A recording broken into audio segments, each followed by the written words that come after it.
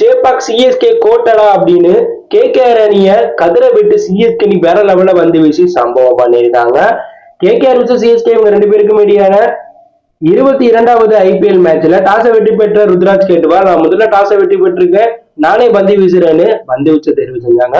முதல்ல பேட்டிங் ஆடிய கேகேஆரோட தொடக்கம் மோசமா இருந்தது. பிலிப்சாட் நரேன் ஓபனிங் வீரரா களமிறங்கினாலும் முழுசா மாறின தீபக் சகால பாருங்களான்னு டெஸ்பாண்டே போட்ட முதல் பால்லே பிலிப்சாட்டை வெளில அனுப்பிட்டார். டெஸ்பாண்டே போட்ட வேற லெவல் பால்ல பிலிப்சாட் ஜடேஜா கேட்ச் கொடுத்துட்டு டெக் அவுட்ல டாட்டா கட்டிட்டு வெளில போக, அதுக்கப்புறம் உள்ள வந்த ரகுவன்சி நரேன் பவர் பிளேவை சூப்பரா யூஸ் பண்ணி அதிரடியா விளையாண்டாங்க. ரெண்டு பேரும் பவர் பிளேல ஒரு ஓவருக்கு 10 ரன் வாக்குல அடிச்சு சம்பவம் பண்ண. கண்டிப்பா இந்த மேட்ச்ல ஸ்கோர் 200 ரன்களுக்கு மேல கேகேஆர் அடிக்க விட்டுருவாங்க சிஎஸ்கே பவுலர்கள் அப்படிங்கிற ஒரு ஃபீல் வந்துச்சு. ஆனா 6வது ஓவர்ல ஜடேஜா வந்து 2 முக்கிய விக்கெட் எடுத்து கேம் சேஞ்சரா மாறிட்டார்.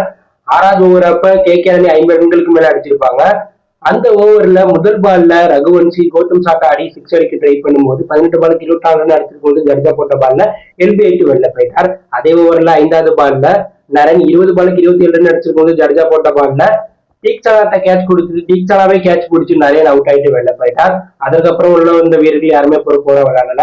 வெங்கடேஷ் ஐயர் 8 பாலுக்கு 3 ரன் அடிச்சிருக்கும் போது ஜடேஜா போட்ட பால்ல டேனியல் மிச்சல்ட்ட கேட்ச் கொடுத்து வெளில போக, ராம்தீப் சிங் 12 பாலுக்கு 13 ரன் அடிச்சிருக்கும் போது தீக்ஷனா போட்ட பால்ல போல்ட் ஆயிட்டு வெளில போயிட்டாங்க. ரிங்கு சிங் 14 பாலுக்கு 9 ரன் அடிச்சு டெஸ்ட் மேட்ச் விளையாடும் போது பாண்டே போட்ட பால்ல கிளீன் போல்ட் ஆயிட்டு வெளில போக, ரசூல் 10 பாலுக்கு 10 ரன் 2 பவுண்டரி அடிச்சிருக்கும் போது தீக்ஷனா போட்ட பால்ல கேட்ச் கொடுத்துட்டு வெளில போக, தீக்ஷனா டிஜே பிராவோ போல விக்கெட்டை கொண்டாடினார். டெஸ்ட் மேட்ச் விளையாண்ட சேர் 32 பாலுக்கு 34 ரன் அடிச்சிருக்கும் போது முஸ்தபிசர் ரஹ்மான் போட்ட பால்ல ஜடேஜா கேட்ச் கொடுத்துட்டு வெளில போக, அதுக்கப்புறம் அந்த ஷாட்னர் 3 பாலுக்கு டெக் அவுட்ல வெளில போயிட்டார். கொல்கத்தா அணி 20 ஓவர் முடிவில் 9 விக்கெட் இருக்கு.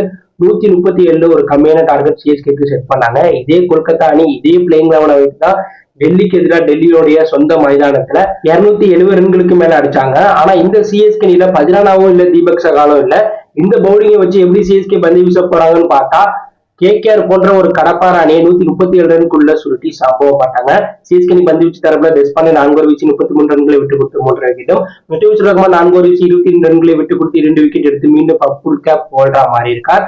தீக்ஷனா 1 விக்கெட்டும், ஜடேஜா 4 ஓவர் வீச்சு வெறும் 18 ரன்களை விட்டு கொடுத்து 3 விக்கெட் எடுத்து சம்பவம் பண்ணி கேகேஆர் அணியை அடக்கி சேப்பாக்கம் சிஎஸ்கே கோட்டடான்னு சம்பவம் பண்ணிருக்காங்க.